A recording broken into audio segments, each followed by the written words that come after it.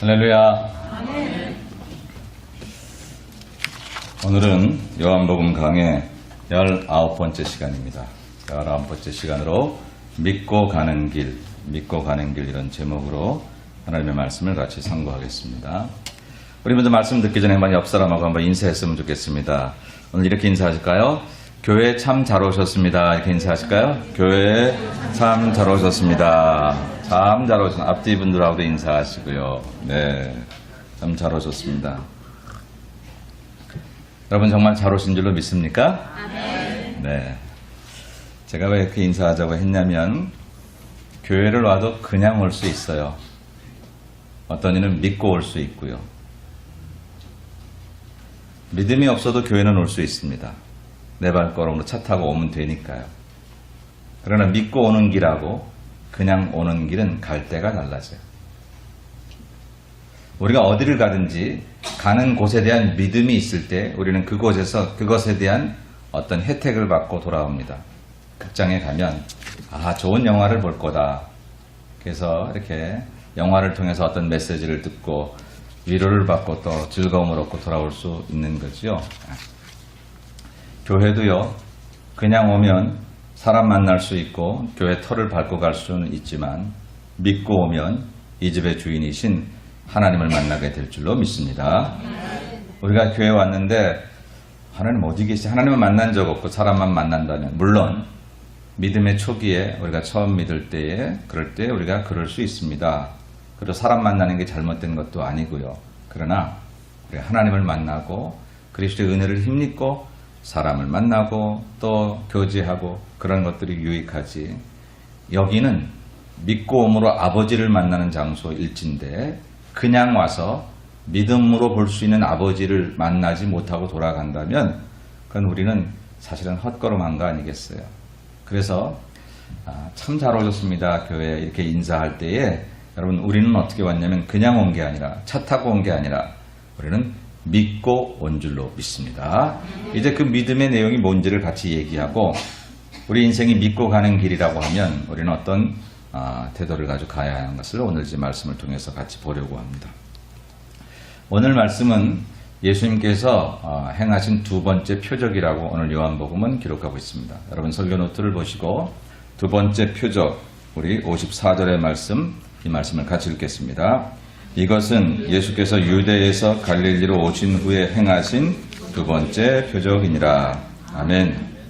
요한복음에는 7개의 중요한 표적들을 기록하고 있다고 했습니다. 예수님께서 행하신 이적이 너무너무 많은데 요한복음은 특별하게 7개 정도를 아주 집중적으로 이렇게 편성해서 보도하고 있습니다.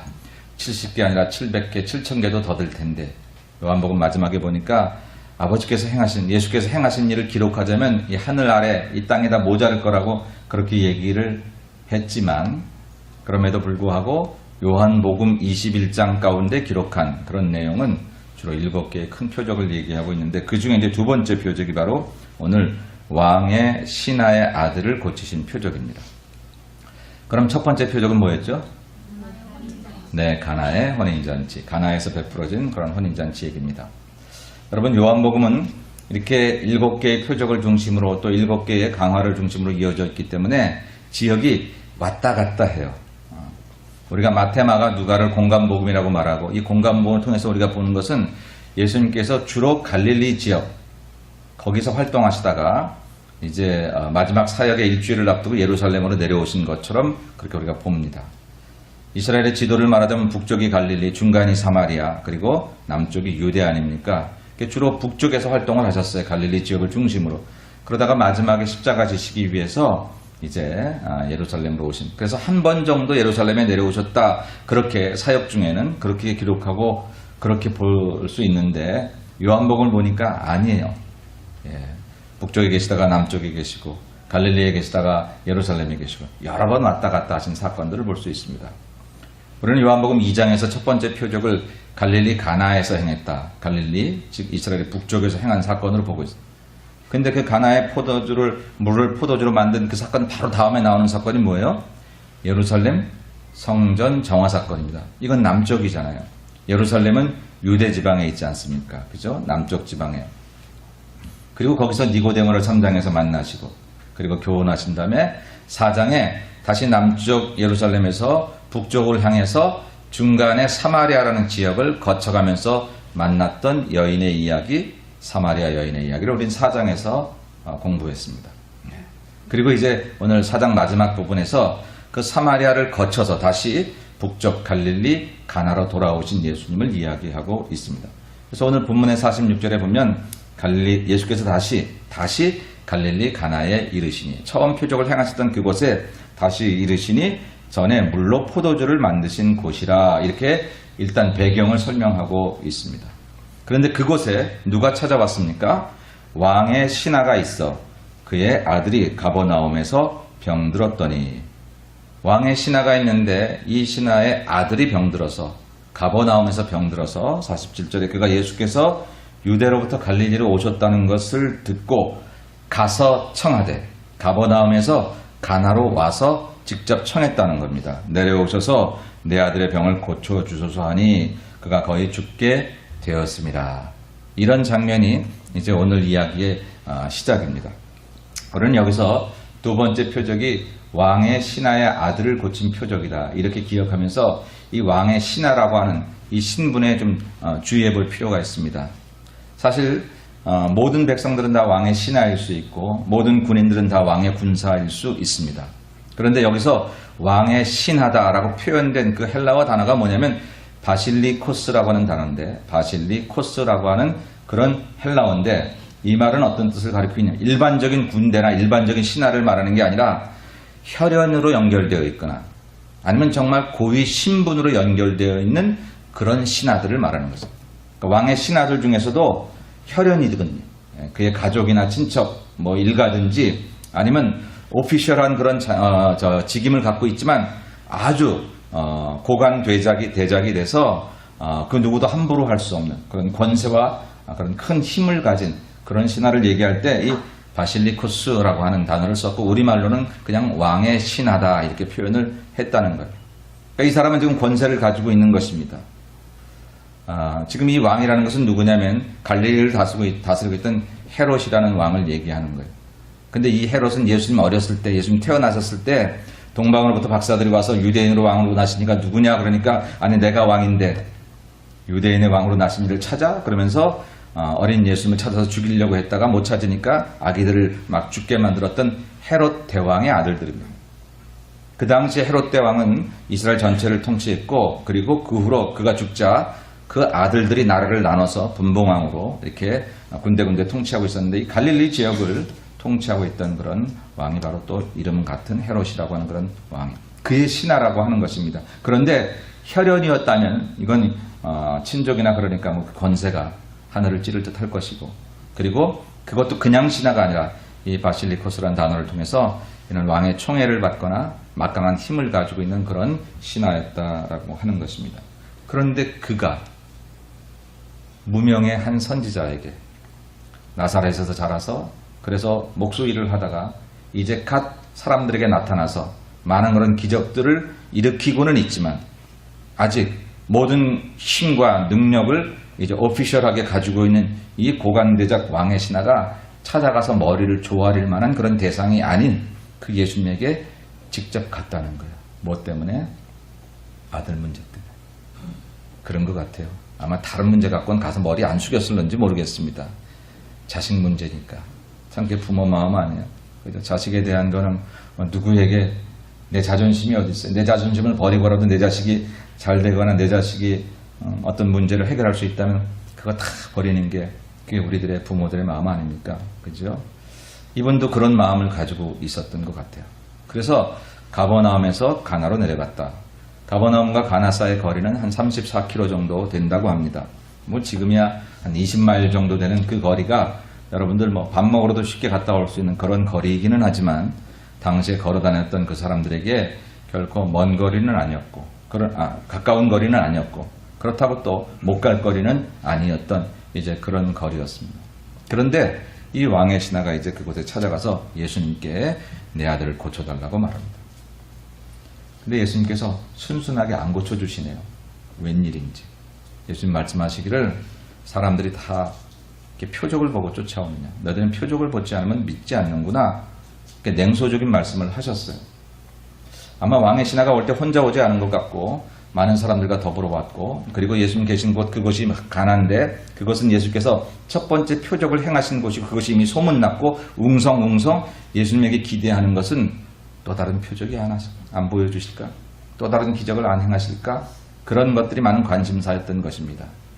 예수님의 마음은 당신과의 교제였는데, 주님을 알고 예수님을 알고 그 사람이 주님을 알아서 그의 인생이 어떻게 하나님의 사랑하심을 당신을 보내신 것을 통해서 느끼고, 그리고 인생 사는 것 결코 혼자 가는 길이 아니라 하나님이 동행하신 길이라고 하는 그런 놀라운 하나님의 마음을 알려주고 싶은데 사람들은 표정만 보는 거예요. 또 뭐 변화되는 거 없나? 달라진 거 없나? 라고 하는 마음으로 찾아오니까 예수께서 냉소히 그런 말씀을 하셨어요. 근데 이분이 그 말에 개의치 않고 아들을 살려달라고 그렇게 다시 한번 재차 부탁을 합니다.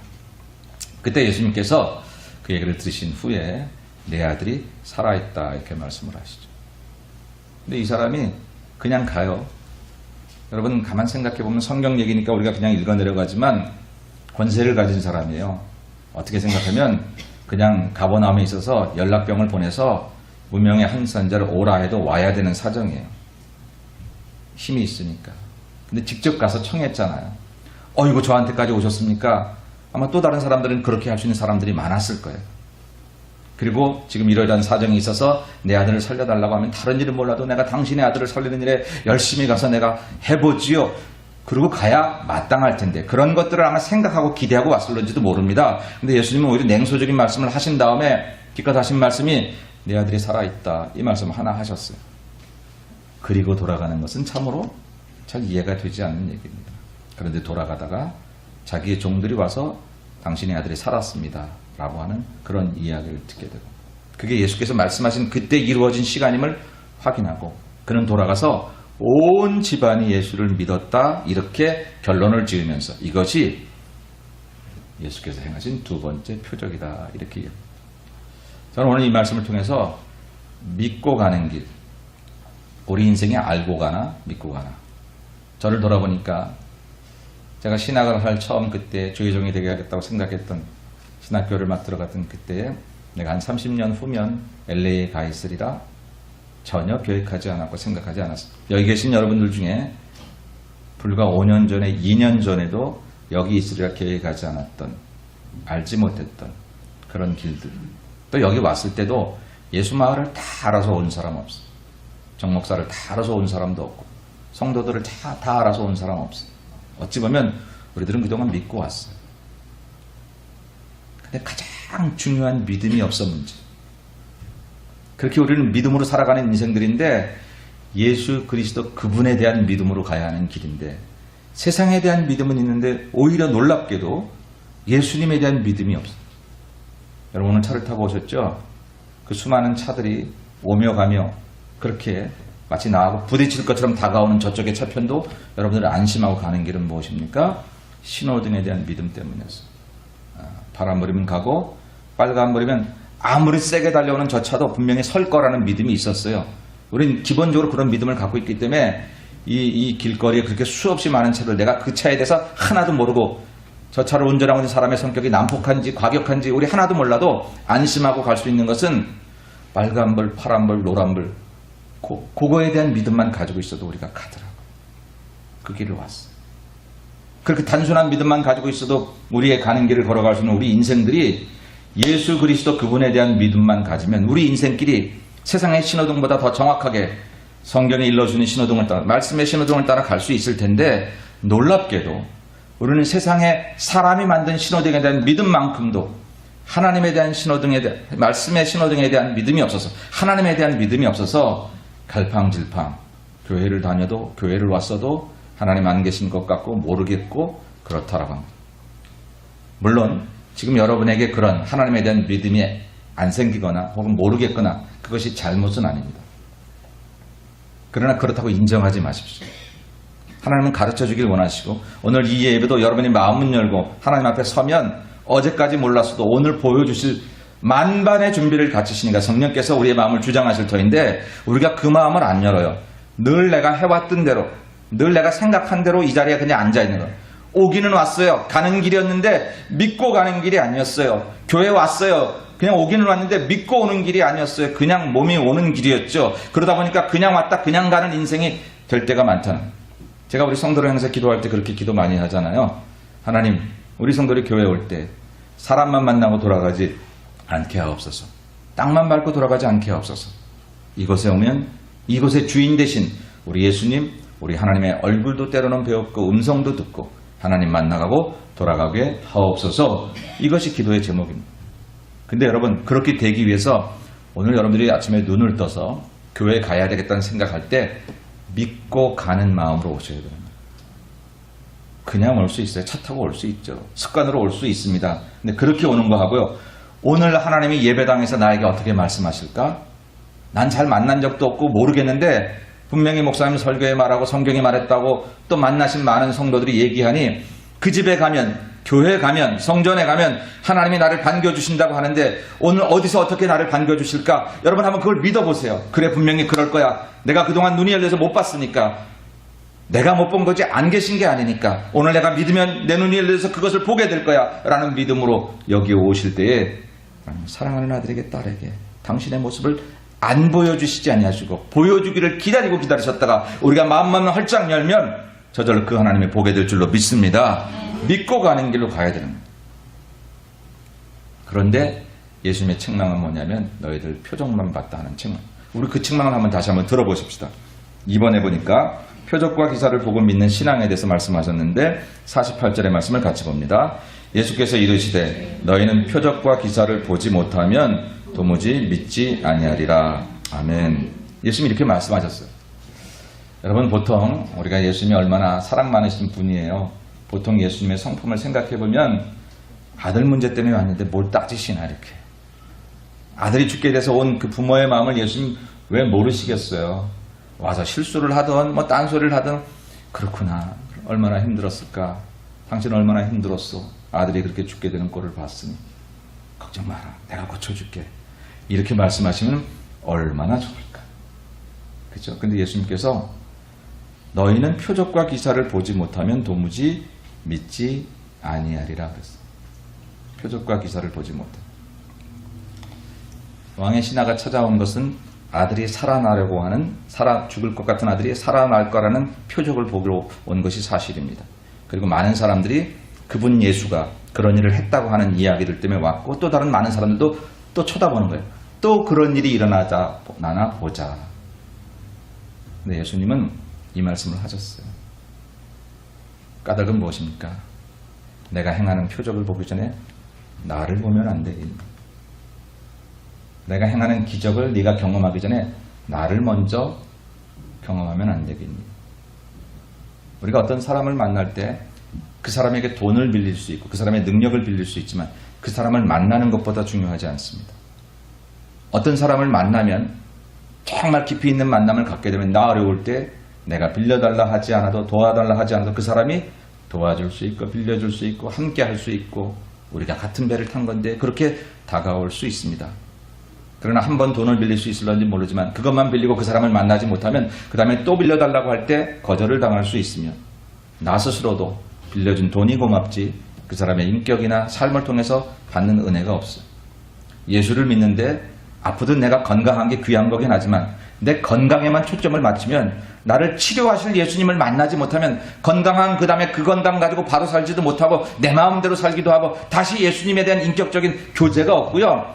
내 병 고쳐주는 그런 도구로만 생각하다가 건강할 때 그래서 다시 예수님 떠나다가 아프면 또 손들고 와서 고쳐달라고 말하는 어리석은 모습.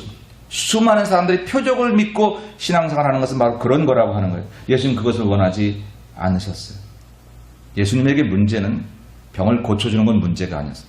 그러나 그 사람이 당신을 만나는 인격적인 만남은 그건 문제였어요. 왜? 본인이 마음의 문을 열어야 하니까. 그러니까 이 왕의 신하가 고쳐주소서라는 표적을 말하기 전에 당신은 이 땅에 오신 그리스도 구세주이시고 내 아들이 고쳐지든지 고쳐지지 않든지 나는 이제 당신에게 내 마음을 드리겠습니다. 이러한 고백들을 원하는 거였죠. 표적을 보고 찾아온 수많은 사람들에게도 나를 먼저 만나면 안 되겠냐는 간절한 마음으로 대하셨던 것이다 라고 하는 것이죠. 여러분, 저와 여러분이 교회를 나옵니다. 교회 나와서 우리가 이런 생각을 합니다. 교회 나가면 병이 고쳐진다는데 왜 나는 계속 아프지요? 교회 나가면 자녀가 잘 된다는데 난 교회 나가서 내 자녀가 대학도 떨어졌어요? 뭐 그런 생각들을 하게 돼요. 그리고 그것 때문에 하나님이 살아계시지 않다고 주장합니다. 그리고 나는 그렇게 생각합니다. 그런데 여러분, 그렇게 생각하시는 분들이 혹시 이 중에도 계실 수 있는데 내가 여러분을 책망함이 아니라 한번 생각해보면 어떨까요? 정말 여러분들이 그 전에 예수님을 그렇게 고백하셨나요? 내 병을 고쳐주는 그 기대를 하기 전에, 내 자녀가 잘 된다고 하는 그런 결과를 보려고 하기 전에 나는 그분 앞에 내 인생을 모두 다 드려도 아깝지 않을 내 구세주라고 고백을 하셨나요? 들은 풍월에 따라서 예수님은 나의 구세주라고 하던데 오케이, 동의합니다. 하나님 살아계시죠? 나도 그렇게 생각해요 라고 하는 정도로 다닌 그거 말고 내 마음 중심 깊은 곳으로부터 주님은 나의 구세주가 되시고 내가 원하는 것을 주 앞에서 이루어지기를 내가 바라는 마음으로 왔으나 이것 하나도 안 이루어 주셔도 나는 당신을 만난 것만으로 내 인생이 참된 성공이었다고 고백할 수 있는 그 만남, 그 믿음, 과연 그게 있느냐 하는 거예요. 우리에게 그가 없으면서 지금 내게 경험되어진, 그리고 이렇게 잘못되어진 경험도 사실 하나님 탓이 아니라 사실은 내 탓인데 뭔가 나에게 문제가 있었을 텐데 당신 앞에 나왔는데 나는 그대로네요, 이런 생각만 가지고 자꾸 늘 앉아있는 그 자리가 믿고 가는 길이 아니라 그냥 오는 길로 수없이 교회 길을 왔으니 여러분, 내 인생에 그런 기적 같은 일들이 일어나지 않는 거죠. 만일 우리 중에 혹시라도 그런 마음을 가진 분이 계시다면 괜찮아요. 지금부터 이제 여러분들이 교회 올 때마다 주일 전에 오실 때 아침에 눈을 뜨면 기대하셔야 됩니다. 오늘 찬양을 통해서 하나님은 나에게 내 심령에 어떤 상한 부분을 어루만져 주실지 믿고 오셔야 합니다. 오늘 말씀을 통해서 하나님은 어떻게 나의 잘못되어진 썩어져 있는 이곳에 수술, 칼을, 메스를 대실지, 그래서 때로는 도려내는 아픔을 겪고서라도 나를 온전하게 만드실지, 오늘 하나님은 교회 가면 내 이 상한 마음 아무도 말할 수 없고 아무도 알아주지 않고 표현하기조차 힘든 내 가슴을 미리 아시고 나를 품에 안으시고 두 팔 벌려 나를 맞아주실지 기대하고 믿고 오는 자에게 그 하나님을 만나게 되겠지만, 차 타고 그냥 오는 길로 이 길을 온다고 하면 우리는 돌아갈 때 그럴 수밖에 없다라는 것이죠. 예수께서 그렇게 간절하게 아들의 문제를 가지고 찾아온 아들을 일반적으로 생각하면 분명히 벌써 품에 안으셨을 거예요. 그런데 정말 그 아들의 고쳐짐이 그냥 단순한 서프라이즈, 그냥 놀라운 일이 아니라 이 사람의 믿음을 통해서 이루어진 사실을 알려주게 하기 위해서 한번 브레이크를 거십니다. 표적을 보고 왔느냐? 표적이 있어야만 네가 나를 고백하겠느냐?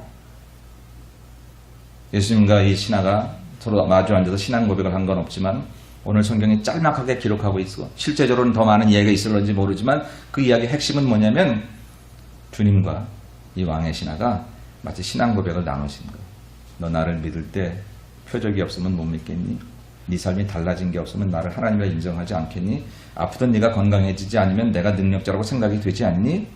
라고 하는 이야기들을 나누시면서 그런 거 없어도 당신은 언제든지 나의 구세주라는 그런 고백, 그 믿음을 우리 눈엔 보이지 않지만 주님과 왕의 신하 사이의 교감이 있었던 것 같아요.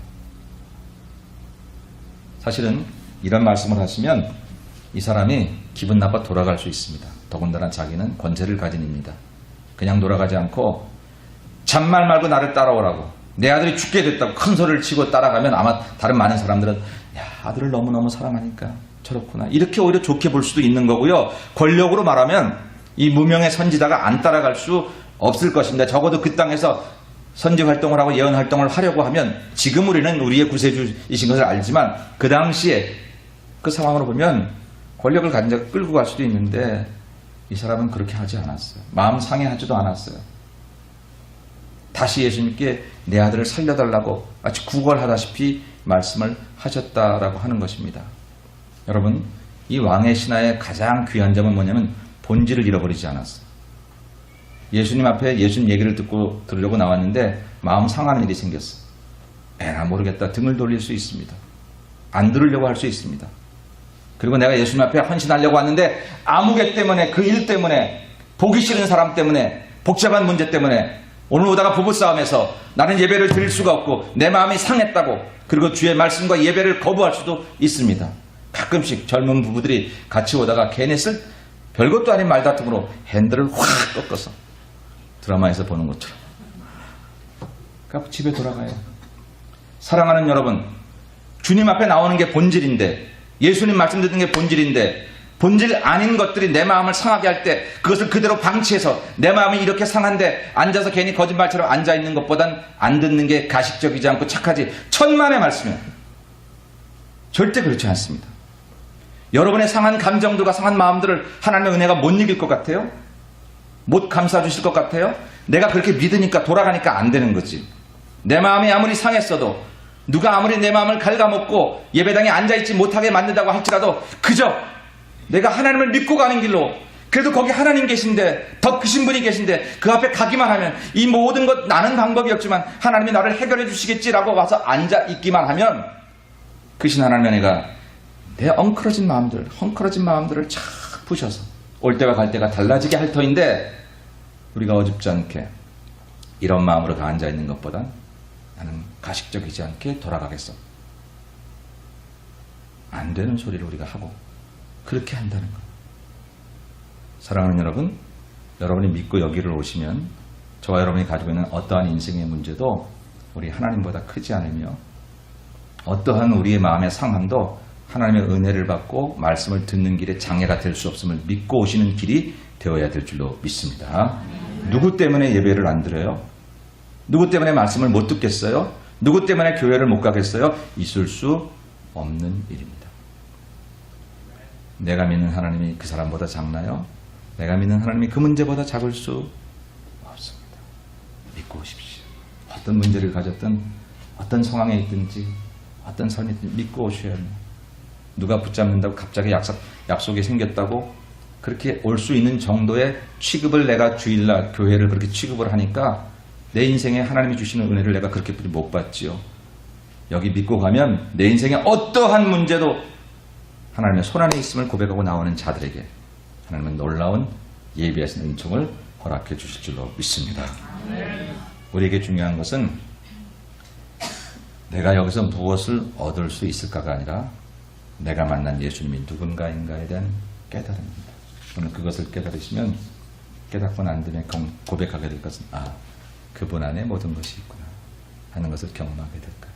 오늘 왕의 신하는 마음에 여러 가지 상함을 받았음에도 불구하고 기분 나쁘다고 돌아가지 않고, 관두라고 하지 않고 끝까지 본질을 잃어버리지 않을 때 주님으로부터 이런 소리를 들었습니다.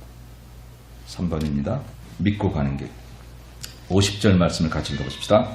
예수께서 이르시되 가라, 내 아들이 살아있다 하시니 그 사람이 예수께서 하신 말씀을 믿고 가더니. 아멘.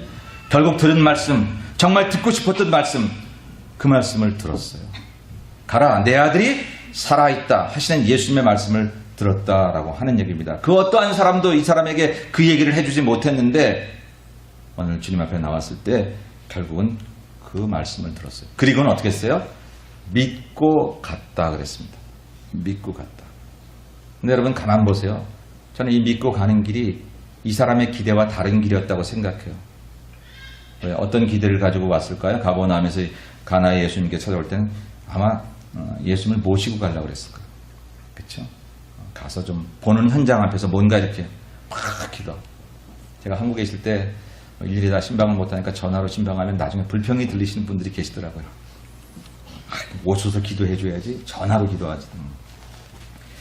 능력이 뭐 전화에 있고 없고가 아닌데 그런 경우가 있더라고요. 예수님을 모시고 가려고 갔었을 텐데 돌아가는 길은 아니었어요. 주변에서 이런 조롱소리가 들렸을지 모릅니다. 왕의 신하도 별거 없구만. 아니 권세로 끌고 가지 그래 그걸 못 끌고 가?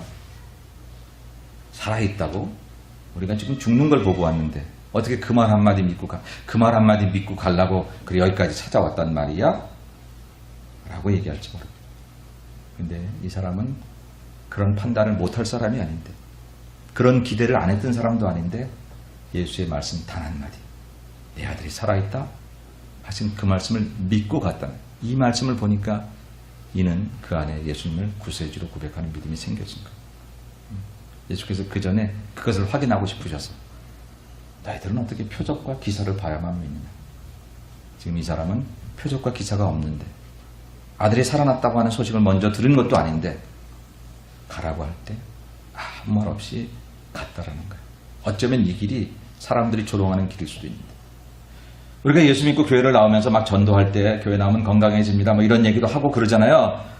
그런데 우리가 전도하는 그 사람들이 당신이 교회 나가서 나보다 더 건강해? 나보다 더 잘 됐어? 내가 더 잘 살아? 나는 교회 안 나가서 내 아이가 저기 좋은 대학에 들어갔는데 당신은 뭐 별거 있어? 라고 말할 때 마치 그것이 우리가 듣는 조롱소리처럼 들릴 수가 있어요. 다윗이 고백합니다. 하나님, 사람들이 나더러 너희 하나님이 어디 있느냐고 그렇게 말을 해서 내가 종일 운다고 나의 눈물이 나의 침상을 적신다고 그러고 사람들 눈에 볼 땐 표정만 보거든요. 네가 하나님 믿는데 쫓겨다녀? 네가 하나님 믿는데 네 자식이 너한테 칼을 들이대? 너희 하나님은 없다! 라고 얘기하는 그런 다윗. 그런 곳에 아픈 조롱과 그런 소리를 들어도 그래도 나의 힘이 되신 여호와여 내가 주를 사랑합니다. 하나님에 대한 고백을 줄줄이 외치고 있는 그런 다윗처럼 오늘 이 왕의 신하도 그렇게 돌아가는 길이 기대하고 달랐던 길이에요. 그런데도 믿음이 생기니까 그냥 가는 길이 아니라 믿고 가는 길이니까 예수님 함께 가지 않고 치료의 도구가 함께 가지 않고 사람들이 뭐 이제 됐다라고 하는 그런 모든 조건이 형성되지 않았어도 믿고 가는 그 길에 하나님의 놀라운 축복이 임한 것을 믿으시기를 축복합니다. 그게 놀라운 길이었다는 거죠. 그래서 오늘 저는 이 믿고 가는 길을 두 가지로 설명하려고 해요. 첫 번째 믿고 가는 길은 어떤 길이었냐면 말씀만 듣고 아들에게 내려가는 길이에요. 다시 말하면 말씀만 듣고 문제에게 돌아가는 길이에요. 여러분, 우리가 감당하기 어려운 문제들을 주 앞에 나와서 기도할 때 주께서 만일 사랑하는 아들아 내가 너와 함께 할 것이다. 그런 음성을 들었다면, 안 들었다면 모르는데 안 들어도 하나님이 하실 수는 있지만 들었다면 그 다음에 그 문제 앞에 그 믿음을 가지고 가세요.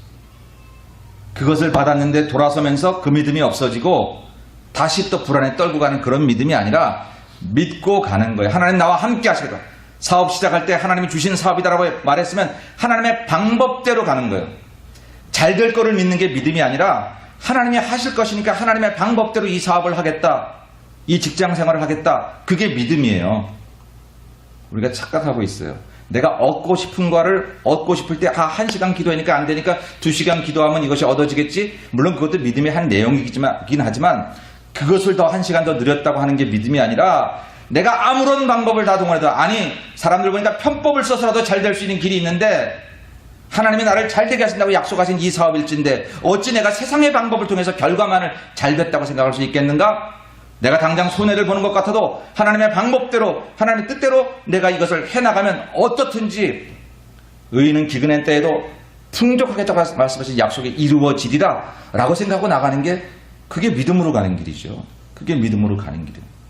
근데 많은 사람들이 믿음 생긴 것 같은데 가는 길은 믿음으로 가지 않는다. 믿고 가지 않아요. 믿은 것 같은데 가기는 그냥 가요. 의심 가지고 가고 불안한 마음 가지고 자기 경험 가지고 자기 생각 가지고 간다라고 하는 것입니다. 오늘 이 왕의 신은 믿고 갔습니다. 실망하지 않았습니다. 화를 내지도 않았습니다. 예수님을 분명히 모시고 가려고 했을 텐데 혼자 가게 되었습니다. 그렇지만 그는 그냥 가는 길이 아니라 믿음 가지고 가는 길이 되었습니다. 가라 내 아들이 살아있다 하신 말씀 듣고 죽어가는 아들을 보고 왔는데도 불구하고 아들이 죽겠다는 생각을 하지 않고 살겠다 살 것이다 산다라는 생각을 가지고 나아갈 때에 중도에 자기 집에서 오는 종들을 만났는데 아들이 살았습니다라는 복된 소식을 듣게 되었다는 것이지요. 그 소식을 들어서 믿음이 생긴 게 아니라 믿음 가지고 갔더니 그 소식을 들은 것처럼 오늘 저와 여러분이 가는 인생길은 알고 가는 길이 아니라 하나님 앞에 하나님이 나와 함께 하신다는 것을 믿고 걸어가게 될 때에 하나님의 손으로 도우시는 놀라운 기적적인 표적들을 그때서 보게 될 줄로 믿습니다. 그거 보지 않아도 주의 약속을 믿고 걸어가는 이 성경의 약속을 믿고 걸어가는 사람들이 되게 될 때에 이 말씀의 약속이 내 삶의 현실로 나타나는 그런 놀라운 재미있는 생활이 바로 신앙생활이라 하는 것이죠. 우리가 그런 삶을 해야 되지 않겠느냐라고 하는 것입니다. 그래서 처음 믿음으로 가는 첫 번째 길은 여러분 예수님의 약속 말씀만 듣고 아들에게 내려가는 길이었습니다. 비교적 크리스천들이 여기까지는 그래도 괜찮게 한다 생각합니다. 근데 두 번째 믿음으로 가야 될 길이 있습니다. 오늘 이 신하가 두 번째 믿고 가는 길은 뭐였냐면, 여러분 노트에 제가 기록을 못했습니다만 성경을 보시고 53절의 말씀을 한번 보시죠.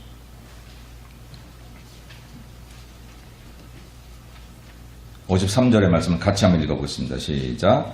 그의 아버지가 예수께서 내 아들이 살아있다 말씀하신 그때인 줄 알고 자기와 그 온 집안이 다 믿으니라. 아멘. 돌아가서요, 자기만 믿은 게 아니라 온 집안을 불러놓고 믿었다는 거예요. 근데 이게 이 사람에게서 얼마나 말이 안 되는 소리냐 하면, 이 사람은 지금 헤롯의 신하입니다. 예수님은 한때 저 여우 헤롯을 대적하는 사람으로 이야기하셨습니다. 그리고 실제 헤롯은 예수님을 괴롭히는 사람들이었고 예수를 죽이려는 그 사람의 신하예요. 똑같은 처지예요. 예수님께 와서 마음을 들여서도 안 되는 일이고, 예수 이야기를 꺼내서도 안 되는 일이고, 죽이자고 하면 모를까, 예수를 믿자고 하면 안 되는 겁니다. 자기 정치적인 생명이 끝날 것이고 고위관직의 자리에서 떨어질 것입니다.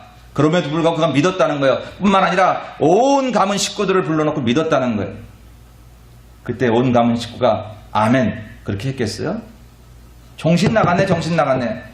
아들 산 건 기쁜 거지만 그 사람이 거기서 한 일이 뭐 있는데 그냥 돌아가라 그랬다며, 날 때가 되니까 난 거겠지 라고 말한 사람은 왜 없었겠으며, 아들 난 거를 그 사람이 고쳐줬다고 할지라도 그건 고쳐준 거 고마울 뿐이지, 당신 살아갈 길을 찾아야지 거기서 그 편에 섰다가 당신 그와 함께 큰일을 당하려고 해? 뿐만 아니라 신앙적으로 무슨 천한 데서 난 그 사람을 우리가 믿어? 라고 말할 수 있다. 온 가족을 믿는 이 길은요 정말 힘든 길이에요. 어쩌면 예수님 만나서 내 아들이 살아있다라는 말씀을 듣고 오는 길보다 돌아와서 계속해서 그 믿음을 가지고 계속해서 내 믿음을 주장하고 내 믿음을 드러내고 내 믿음을 확인하고 내 믿음으로 모든 일을 하려고 하고 안 믿는 내 가족 형제들을 믿게 하는 그 길은요 정말 인내의 길이, 인고의 그런 노력이 필요한 길입니다. 하다가 지칠 수 있어요. 낙심할 수 있어요. 우리 지금 블레싱 대회하는데 몇 년째 자기 부모님, 자기 식구들의 이름을 내시는 분들이 있어요. 돌아오실 때까지 내야 돼요. 근데 그게 얼마나 힘들어요. 다른 사람은 뭐 윽박지르기도 하겠는데 부모를 그럴 수가 있나요? 다른 사람은 약간 거짓말로 이렇게 그렇게 포장도 할 수 있는, 부모한테 뭐 그럴 수 있나요? 안 돼요. 안 돼요. 그런데 이 사람이 돌아와서 온 식구를 지금 믿게 했다라고 하는 이거는요 한때 가졌던 뜨거움으로 그냥 살았지 않아요. 우리가 교회 와서 예배를 드리면 가슴이 뜨거워질 수가 있습니다. 생각이 바뀌어질 수도 있습니다. 아, 내가 그런 마음 가지면 안 되는 건데, 그런 마음 가지면 오늘 말씀드리니까 사랑해야지, 낙심하지 말아야지. 거기까지는 웬만하면 하는데 그 마음 가지고 예배를 딱 마치고 축도 마치고 돌아가는 순간, 성전 열고 나가는 그 순간 그 사람을 보면 다시 미움이 살아나고, 집에 돌아가서 다시 그 문제를 보면 다시 내 낙심되고, 회사에 들어가고 직장에 나가면 다시 내가 어찌할 수 없는 그런 형편과 조건, 아무것도 달라지지 않은 것 같은 형편 때문에 또다시 하나님 없는 사람처럼, 하나님이 나와 동행하시지 않을 것처럼 살아가는 우리들의 모습. 오늘 왕의 신하는 그것을 극복했다는 거예요. 예배당에 와서 은혜를 받는 것 중요하지만 그 은혜를 여러분의 집에 가져가는 게 중요합니다. 예배당에 와서 결심하는 것 중요하지만 그 결심을 여러분의 직장에서 실행하는 게 중요하더라. 많은 사람들이 믿고 가는 길 교회에 와서 은혜를 받고 이 예배당 문을 나서기까지 은혜 가운데 나가기를 합니다. 근데 이 길이 교회 안에서 도는 길로 확인되는 게 아니라, 이제는 예배당 문을 열고 여러분의 집을 문을 열고 직장의 문을 열고 세상에 이번 한 주간 이 LA 타운에서 오며 가며 다니는 길가, 바로 그 길가가 적어도 여러분에게서는 믿음으로 가는 길, 믿고 가는 길이 되어야 될 줄로 믿습니다. 왜? 기적은 거기서 나타나야 되기 때문에. 여기서 나타나는 게 아니에요. 여기서는 은혜를 주시고 은혜 받은 우리들이 정말 기적과 표적을 볼 수 있는 것들은 여러분의 삶의 현장에서 봐야 하기 때문에. 근데 그것을 가지고 지키는 건 누가 하는 일이야? 우리가 해야죠. 내가 해야 되죠. 이 왕의 신하가 귀한 것은요, 내 아들이 고쳤다, 기뻐 날뛸 수 있을 것입니다. 저가 내 아들을 고쳤다. 그리고 그에 대한 믿음을 안 가질 수도 있어요. 아들이 고쳐졌으니까, 아니 갖기는 갖더라도 그냥 혼자 가질 수 있어요. 그런데 돌아와서 온 집안을 믿게 하는 길이 사실 외적으로 볼 땐 너무너무 힘들고 괴로운 길이지만 끝까지 그 믿음의 발걸음을 중단하지 않았다는 것. 많은 성도들이 시작은 잘합니다. 사랑해야죠. 낙심하지 말아야죠. 이제 내가 도전할 겁니다. 기도하겠습니다. 뭐 하겠습니다. 결심들은 잘하는데 그 길에 끝까지 가지를 못해요. 중간에 의심이 생겨요. 불안이 생겨. 별거 아니라고 생각해요. 다른 마음들이 내 마음들을 뺏어가요. 다른 생각들이. 그래서 믿고 가는 끝까지 그 길로 가지 못하고 우리 마음에 흐트러져서 이런 기적적인 역사들이 나타나지 않는다라고 하는 것입니다. 저는 오늘 여러분에게 부탁합니다. 예수님의 말씀을 듣고 믿음을 가지고 이 성전에서 출발하는 길은 시작일 뿐입니다. 여기서 감동이 되거나 여기서 은혜를 받았다고 내가 그렇게 됐다고 착각하시면 안 돼요. 많은 사람들이 세상에서 그냥 막 살다가 여기 와서 마음이 뜨거워졌어요. 목사님 말씀 오늘 참 저에게 하신 말씀이네요. 그것까진 좋은데 그리고 문을 열고 나가는 순간 믿고 가야지. 믿음 싹 내려놓고 다시 의심, 불안, 내 생각, 내 경험, 내 태도, 내 성품 그대로 가지고 가면 아무것도 안 된다. 아무것도. 오늘 이 신화가 귀한 것은 끝까지 그 길을 고수했던 것처럼 사랑하는 여러분, 저 여러분이 가는 길은 이제 여기서 출발합니다. 오늘 주님에 대한 믿음을 가지고 아버지 집에 왔으니 날마다 믿었지만 오늘 또 새롭게 주시는 말씀이 있을 것입니다. 예수 나의 치료자 찬송을 불렀는데 치료자이신 예수는 오늘 믿을 수 있습니다. 홀로 가는 인생길인 줄 알았는데 주님이 말만 하셔도 나 혼자인 줄 알았는데 벌써 주님이 동행하신 것을 믿고 가는 길일 수 있습니다. 그것으로 아직 착각하지 마십시오. 저 세상에 홀로 남아있을 때도 여전히 주님이 나와 함께 가셨다고 거기서 믿어야 이 길의 끝에서 주님을 만날 수 있으며 표적을 볼 수 있습니다. 그리고 그래야 내가 승리할 수 있는 것입니다. 이번 한 주간 동안 오늘 여기서 시작한 여러분의 귀한 하나님이 주신 마음들이 이번 한 주간 또 지켜지지 못하면 그건 하나님의 은혜가 짧은 것이 아니라 우리의 죄악이 크며 우리가 연약하며 우리의 잘못이라는 사실을 깨닫고 우리는 이제 한 주간 동안 그 믿음을 지켜내기로 작정하고 나가셔야 될 겁니다.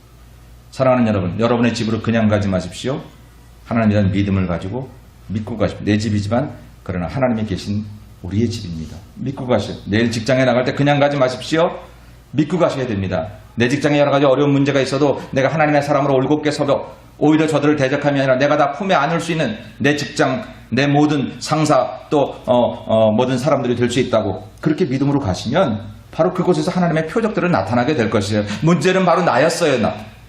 내가 믿음으로 그 길을 가지 않으면서 하나님이 어디 계시냐고 소리만 질렀던 그런 어리석은 우리들이었다라고 하는 것입니다. 여기 와서 하나님 찾을 때 믿음이 있는 게 아니라 찾은 하나님을 가지고 세상에 나가서 전혀 하나님이 보이지 않는 그 속에서도 믿고 가는 믿음으로 나아갈 때에 하나님의 역사는 반드시 저와 여러분에게 나타나게 될 줄로 믿습니다. 이번 한 주간 우리 그렇게 사십시다. 이제 여기서 믿음을 가지고 나가십시다. 그리고 그 가진 믿음을 보존하고 지키고 그 문제 속에 그 믿음을 적용하서 결국은 왕의 신하의 아들이 살아난 것처럼 중간에 좋은 소식이 들려진 것처럼 믿음 지키는 여러분들에게 우리 주님께서 예비하셨던 아름다운 응답의 소식들을 경험하고 살아가는 여러분 모두가 되시기를 주님의 이름으로 간절히 축원합니다. 거룩하신 아버지 하나님, 교회 왔는데 혹시 그냥 오지 않았는지요? 하나님 만난다는 생각 해본 적 없고 내 인생에 하나님이 얼마나 관심이 많아서 나를 제단에 부르셔서 나를 힘주시고 보낼 거라는 기대 생각하지 못하고 왔던 저희들, 내가 해야 될 일만 생각하고 오고 하나님의 나에 대해서 하실 일들은 기대지 않았던 저희들은 아닌가 이 시간 돌아봅니다. 주님, 이 시간 우리의 마음을 정결케 하시고 눈이 열려져 주님 보게 하시고 귀가 열려져 주의 음성 말씀을 통해 듣게 하셔서 이제 우리의 인생 가는 길이 그냥 가는 길이 아니라 믿고 가는 길이 되게 도와주시옵시고 나 홀로 가는 인생길이 아니라 우리 주님과 동행하시는 복된 길이 걸어갈 수 있도록 은혜를 베풀어 주시옵소서. 나의 평생 가는 길에 내 하나님 동행하셔서 나와 함께 하심을 믿음으로 다짐하고 언젠가 주님 앞에 서기까지 괴로운 인생길이 아니라 즐겁고 복된 인생길로 걸어가는 우리 모든 성도들 되도록 축복하여 주옵소서. 예수님의 이름으로 기도 올리옵나이다. 아멘.